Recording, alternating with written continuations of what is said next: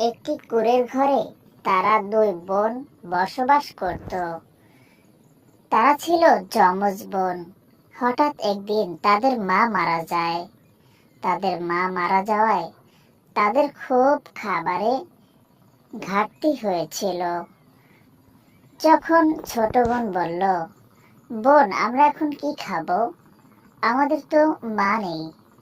আমাদের মা থাকতে আমাদের একটি ব্যবস্থা করে আমাদের খাবার জোগাড় করছে, কিন্তু এখন আমাদের মা নেই। আমরা এখন কি খাবো, কি নিয়ে বাঁচবো? এই কথা বলে তখন বড় বোন বলল, দেখ বোন, তখন তো আমাদের মা ছিল, এখন আমাদের মা নেই। এখন এই দুনিয়ায় আমাদের বাঁচতে হবে। বাঁচতে হলে অনেক কিছু স্যাক্রিফাইস করে আমাদের চলতে হবে।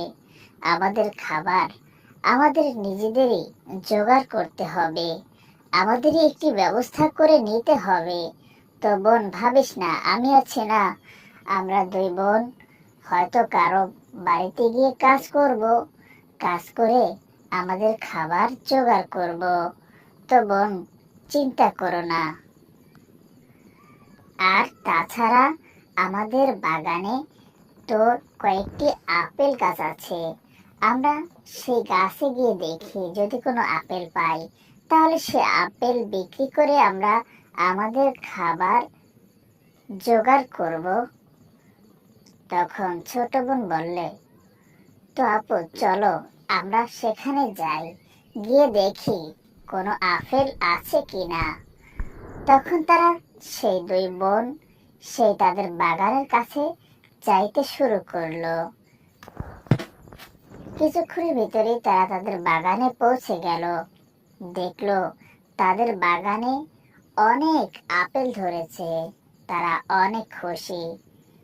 তারা সেই আপেল পাড়তে লাগলো। পাড়া শেষ হলে তাদের থালা ভর্তি করে তারা সে আপেল বাজারে নিয়ে গেল এবং বাজারে নিয়ে তাদের অনেক মানুষ তাদের আপেল কিনে নিল এবং তাদের অনেক টাকা পয়সা হলো।